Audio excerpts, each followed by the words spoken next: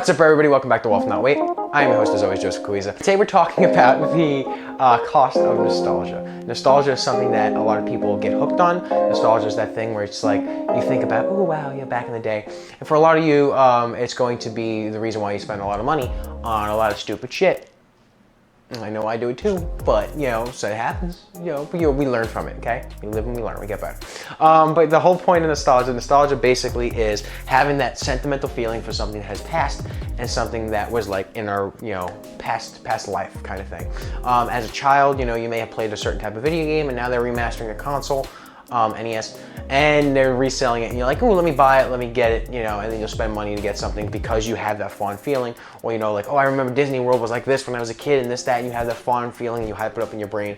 So then anytime you think of Disney World, you have that fond memory. And then, which equates to a lot of companies will do this, they'll use that nostalgia, if I could speak, English is my first language, they'll use that nostalgia to sell products, something like an NES or this or remastered that. Sometimes it's warranted. Sometimes you have a game from 10 years ago, everybody loved it, but now nobody can play it, and now let's say, hey, we'll remake it and sell it for like $10, and you'll get $10 from everybody and you make a little money off of it, great.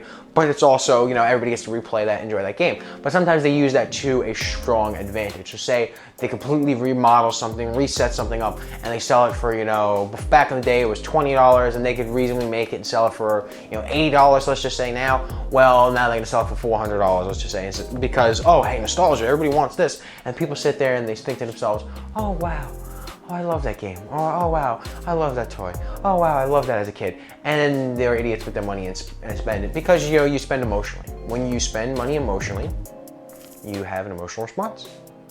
Okay, when you do something stupid, you have to deal with the repercussions. That's just what happens, how life works. So, people don't think about it. I do it, and I did it more, but I still do it a little bit to this day. It's less on the side of a company because if they could use it to sell product, I mean, it's capitalism, it's business, it's how it works. It's not like they're cheating anybody out of it. They're just like, hey, you like this thing, come buy this thing. It's people have to be smarter in the sense of like, hey, do I really need it? Is it going to be as good as I remember?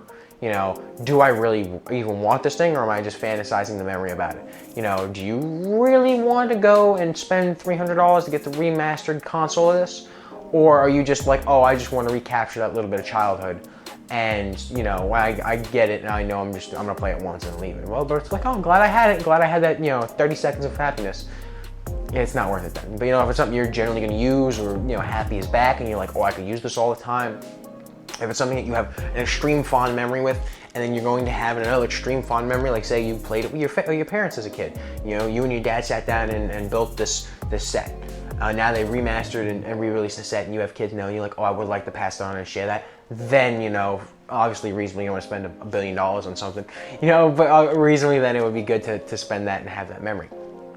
Or is it just going to be like, ooh, I like Star Wars, and they have Star Wars Legos now. Let me get one and put it on my shelf. I mean, unless you're a big collector and that's your thing, then I guess, go for it. But otherwise, it's not worth the money. It's not gonna, it's not the thing just to sit there and be like, oh, I remember I like Star Wars, and I have a thing that's like Star Wars. Oh, that's cool. That reminds me I like Star Wars. There's no point to it. But the price of nostalgia can be high. People spend a lot of money on nostalgia, all these retro games, all this stuff. I think you guys can probably see on my TikTok and my Instagram, my family have bought the little arcade cabinet. We can play all those games, and it's a very reasonable price, and I use it with my friends all the time when they come over, and we'll play, and the family will sit and we'll play, and it's something we generally enjoy and use. Not just because like, oh, I remember playing the X-Men game as a kid, so let me get it. No, we're generally going to enjoy and use it. It's just not something that's going to sit in the corner and collect dust all the time. It does sit in the corner and collect dust, but not all the time. We get a lot of use out of it as well. But that's kind of the price and a little bit of a talking point about nostalgia. Make sure when you're buying something that's not just for the nostalgia factor or going somewhere, doing whatever, make sure it's not just purely for the nostalgia factor when you're spending a large amount of money. And don't make stupid financial decisions just because it gives you a little bit of emotional happiness. A lot of emotional happiness is different.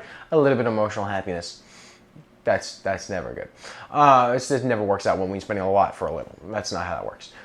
But if you guys like this video, make sure you like, comment, subscribe, and I shall see you guys next time. Peace.